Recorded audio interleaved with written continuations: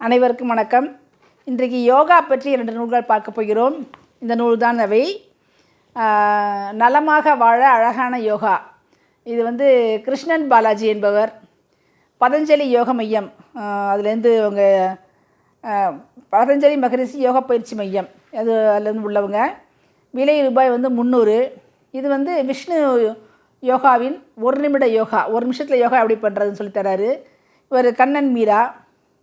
இயற்கை மருத்துவம், அக்குப்ரெஷர், யோகா, காந்த சிகிச்சை, மன அமைதி பெற வழிமுறைகள் எல்லாத்தையுமே அவர் சொல்லித்தராரு. விஷ்ணு யோகா அவங்க மனைவியும் சொல்லித்தராங்க, மீரா கண்ணன்னு சொல்லிட்டு.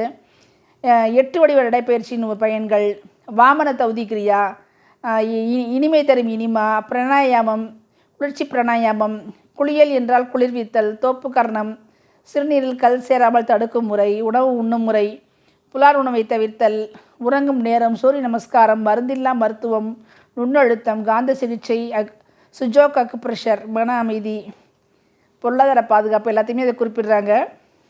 நிறைய திருக்குறள், அப்புறம் சித்தர்கள் காட்டிய சித்தர் நல்வழிகள் எல்லாத்தையுமே முதல் எடுத்தோன்னே இவர் குறிப்பிட்டுட்டு நிறைய வாழ்த்துறைகள், அது முன்னுரைகள்லாம் கொடுத்துருக்காங்க. திருவிக்க கொடுத்த முன்னுரையை கொடுத்துருக்குறாங்க, கண்ணன் மீராவுடையது. அப்புறம் அவர் அந்த என்னென்ன ஆசனங்கள் அது செஞ்சு காமிக்கிறார். அப்படியது 1 நிமிட யோகான்றதில் யோகாசனங்கள் செஞ்சு காமிக்கிறார்.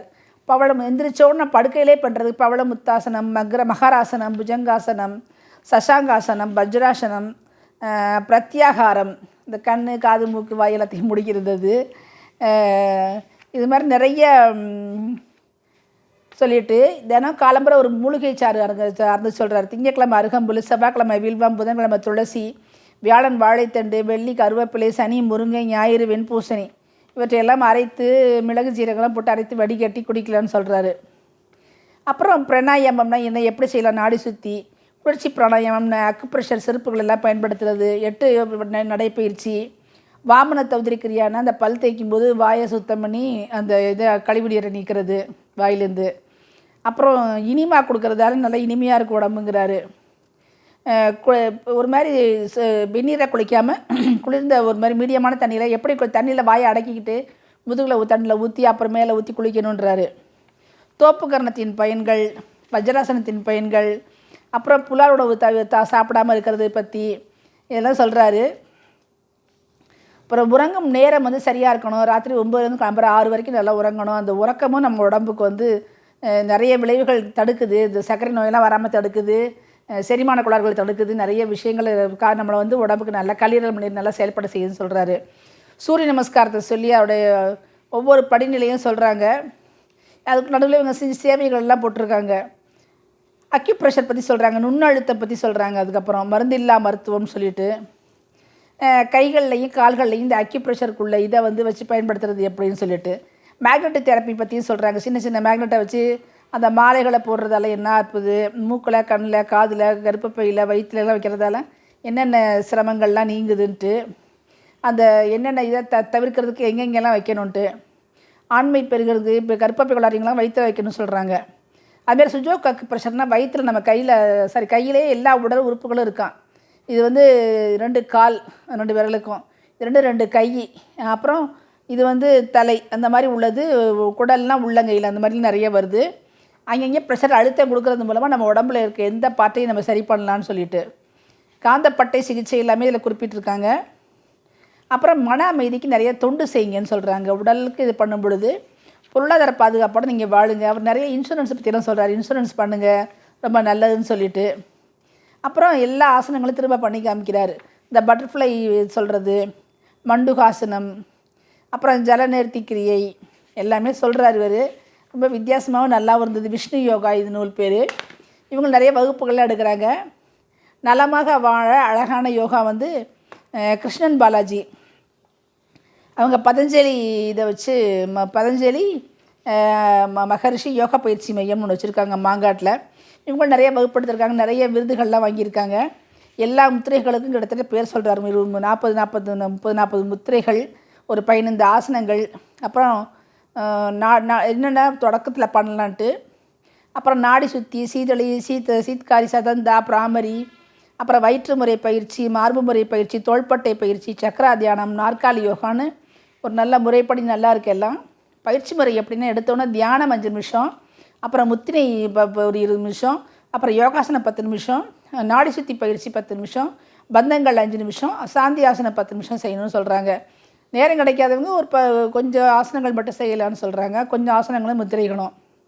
நம்ம உடம்புல வந்து என்னென்ன கோஷங்கள், அன்னமய கோஷம், பிராணமய கோஷம், மனோமய கோஷம், விஞ்ஞானமய கோஷம், ஆனந்தமய கோஷம்னு இதில் ஏதாவது பிரச்சனை வரும்போது தான் உடம்பு முடியாமல் போகுதுன்றாங்க. அன்னம்னா பருவுடல், நம்ம உணவு உண்ணும் அது மாதிரி பருவுடலில் உள்ளது. பிராணம்னா சுவாசம், மனோமயம்னா எண்ணங்கள், விஞ்ஞானமயம்னா புத்தி, நம்ம புத்தி உடல், ஆனந்தமயம்னா ஆன்மா, மெய்யுணர்வு சம்மந்தப்பட்டது. நம்ம உடம்பே ஒரு நவகிரக வழிபாடுன்னு அதுக்கு ஒவ்வொரு உறுப்புக்குமே சொல்கிறாங்க என்னென்ன கிரகங்கள் என்னென்ன உறுப்பை வந்து நம்ம வந்து காப்பாற்றி பார்க்குதுன்னு சொல்லி. அப்புறம் இவங்க ஆசிரியருக்கு வந்த ஒரு வாழ்த்து கடிதங்கள்லாம் போட்டிருக்காங்க. அப்புறம் பதஞ்சலியின் அஷ்டாங்க யோகம்,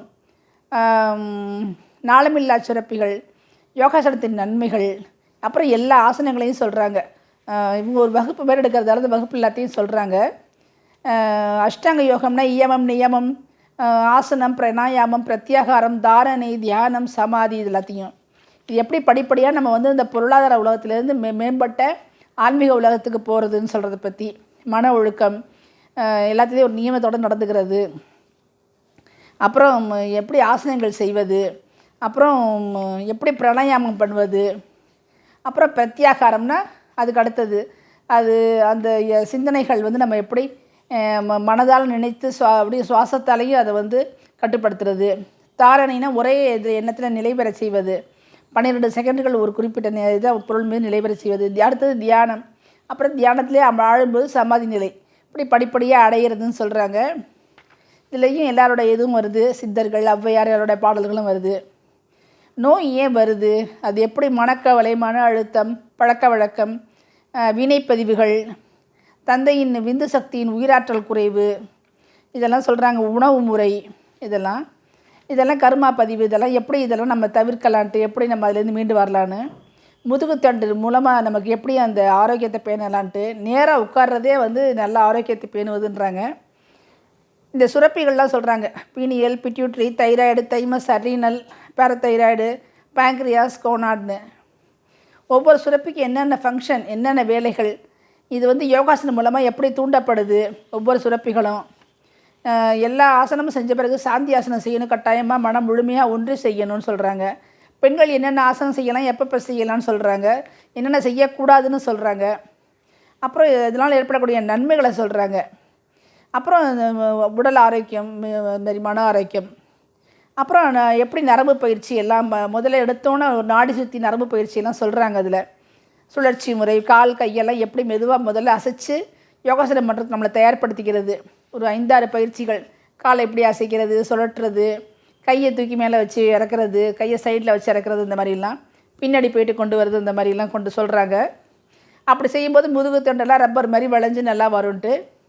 அப்புறம் அர்த்தகலாசனம், அது ஒவ்வொரு படிநிலையும் சொல்கிறாங்க. ஒவ்வொரு ஆசனத்துக்கும் பவனமுத்தாசனம், ஒரு காலை மடக்கி மடியில் வச்சு மறுகாலையும் வச்சு மோபாயை கொண்டு அதில் வச்சு பிடிக்கிறது. நௌகாசனம், 2 கையை 2 காலையும் தூக்கிட்டு உட்கார்ந்துருக்கிறது. பச்சிமோத்தாசனம், அப்புறம் விபரீத கர்ணி, எல்லாத்தையும் ஒரு புகைப்படங்களோட போட்டிருக்காங்க. மல்லாக்கப்படுத்து செய்கிறது, நின்று செய்கிறது, குப்புறப்படுத்து செய்வது, அதான் முக்கியமானது. இதெல்லாம் வந்து பேங்க்ரியாஸுக்கும் சர்க்கரை நோய்க்கும் உள்ளது. சலபாசனம், அது மாதிரி மகராசனம், மச்சாசனம் எல்லாமே சொல்கிறாங்க. புஜங்காசனம், இதெல்லாம் வருது. இதில் தனுராசனம், மச்சாசனம் இல்லை, தனுராசனம், பத்மாசனம் அடுத்து பண்ணிவிட்டு நம்ம நின்று பண்ணுறதையும் பண்ணலாம். இதில் வந்து அதில் சொல்லலை ரொம்ப. இது வந்து யோக முத்ரா, அதனால் என்னென்னலாம் பெருகும். மேரு ஆசனம்னு ஒன்று சொல்கிறாங்க, 2 கையும் தூக்கி மேலே வச்சு குவிக்கிற மாதிரி இருக்குது. வஜ்ராசனம், பத்மாசனம் மெயினாக எல்லா ஆசனங்களுக்கும் சொல்லப்படுது. இந்த நம்ம மூச்சு பயிற்சி செய்வோம் இல்லையா, சதங்கா, இந்த குய்யப்பாசனங்கிறது பட்டர்ஃப்ளை ஆசனம் மாதிரி, ஜானுஷீராசனம்னு எல்லாத்துக்குமே இவருடைய புகைப்படங்களை போட்டிருக்காங்க. நல்லாயிருக்கு இவர் செய்கிற புகைப்படங்களை. உட்கட்டாசனம்னா சேரில் உட்கார்ற மாதிரி, ஆனால் சேர் இல்லாமல் சேரில் உட்கார்ற மாதிரி. இந்த பாதகஸ்தாசனம், நிற்கிற இதுவும் சில இது பண்ணியிருக்காங்க. அடுத்தது சாந்தி ஆசனம், இதெல்லாம் பண்ணிவிட்டு நாடி சுத்தி பண்ணணும். நாடி சுத்தி பண்ணும் பொழுது நம்ம வந்து பிராணாயாம பயிற்சி பண்ணணும். இதுமாரி இந்த பிராணாயாம பயிற்சியெல்லாம் பண்ண பிறகு மூச்சு பயிற்சி, வயிற்றை எக்கி இது பண்ணி வெளியே கொண்டு வந்து உள்ள மூச்சு பயிற்சி, மார்பு எக்கி உள்ளே கொண்டு வந்து சுவாசிக்கும் பொழுது வெளியே லூஸ் விட்டு மூச்சை வெளியிடும்போது எக்கி பண்ணணும். அந்த மாதிரி தோள்பட்டை மூச்சு பயிற்சி, அப்புறம் 3ஐயும் சேர்த்து பண்ணுற பயிற்சி, இதெல்லாம் யோக முறை மூச்சு பயிற்சிகளாம். அப்புறம் இதில் நிறைய விஷயங்கள் இருக்குது. ஒரு 4 இது இந்த வஜ்ராசனம் உட்காந்து பண்ணுறது. சீதளி, சீத்காரி, சதந்தான்ட்டு, பிராமரின்னு நாக்கப்படியும் உருட்டி மூச்சை உள்ளே எடுத்து மூக்கு வழியாக வெளியிடணும். அது சீதளி. சீத்காரின்னா நாக்க லா மாதிரி மடித்து உள்ளே மூச்சை எடுத்து மூக்கில் விடணும். அப்புறம் சதந்தானே பல்லு வழியாக வாய் வழியாக மூச்சை அப்படியே உள்ளே எடுத்து மூக்கில் விடணும். இந்த பிராமரிங்கிறது நாசித்வாரத்து வழியாக மூச்சை எடுத்து மெதுவாக விடும்போது விடணும். அந்த மாதிரி சவுண்டு, அதாவது வண்டுகள் ஒளி மாதிரி. ஷண்முகி முத்திரைன்னு சொல்கிறது தான் வந்து கண், காது, மூக்கு எல்லாத்தையும் இப்படி வச்சு இந்த கட்டை வரல காதில் வச்சு 2 கண் 2 வாய் இப்படி எல்லாத்தையும் மூடுற மாதிரி வச்சு பண்ணுறது. இதன் மூலம் ஒரு மனசில் நிம்மதி, ஒரு அமைதியான சூழ்நிலை நிலவுன்னு சொல்கிறாங்க. இதில் முக்கியமாக வியாதிகள் நீக்கும் ஆசனங்களை சொல்லிட்டு ஆராதர தியானம்னு என்ன சொல்கிறாங்க. அது வந்து சத்குரு பிக்ஷு மூலமந்திரம்னு சொல்லிட்டு பதஞ்சலி மூலமந்திரம்னு சொல்கிறாங்க. அப்போ வந்து ஒவ்வொரு உறுப்பாக எப்படி தளர்த்ததுன்னு, வலது பக்கம், இடது பக்கம், அப்புறம் மேலேருந்து கீழே, இதெல்லாம் ரொம்ப ஒரு உடம்பை ரிலாக்ஸ் பண்ணுற மாதிரி இருந்துச்சு. எல்லாத்தையும் எடுத்து இந்த எல்லா சக்கரங்களையும் எப்படி ரிலாக்ஸ் பண்ணுறதுன்னு சொல்கிறாங்க. அப்புறம் முத்திரைகள், நோய் தீர்க்கு முத்திரைகள்னு எல்லா முத்திரைகளையும் சொல்கிறாங்க. இது மூலமாக வாதம், பித்தம், ஸ்லேத்துமம் எப்படி போகும், நிலம், நீர், நெருப்பு, காற்று, ஆகாயம், அந்த 5 நிலம், நீர், ஆகாயம், காற்று, நெருப்பு அப்படின்ற 5 இதுவும் எப்படி நமக்கு செயல்படுதுன்னு.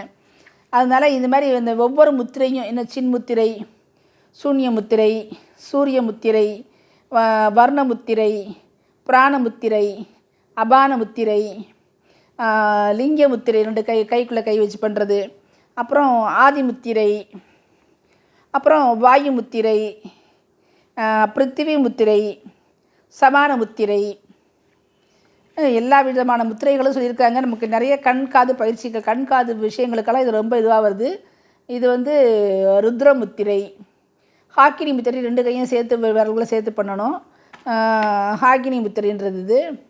அப்புறம் முகுள முத்திரை, அனுசாசன முத்திரை, அப்புறம் ஆகாய முத்திரை, அஞ்சலி முத்திரை, அப்புறம் சுமண முத்திரைன்னு கையை திருப்பி பண்ணுறது, முஷ்டி முத்திரை, குபேர முத்திரை, நம்ம முன்னாடியே பண்ணியிருக்கோம். அது குபேர முத்திரை, உள்ளங்கையில் வரல மடக்கிட்டு, சுத்தப்படுத்தும் முத்திரை, சூஜி முத்திரை, மகாசிரசு முத்திரை.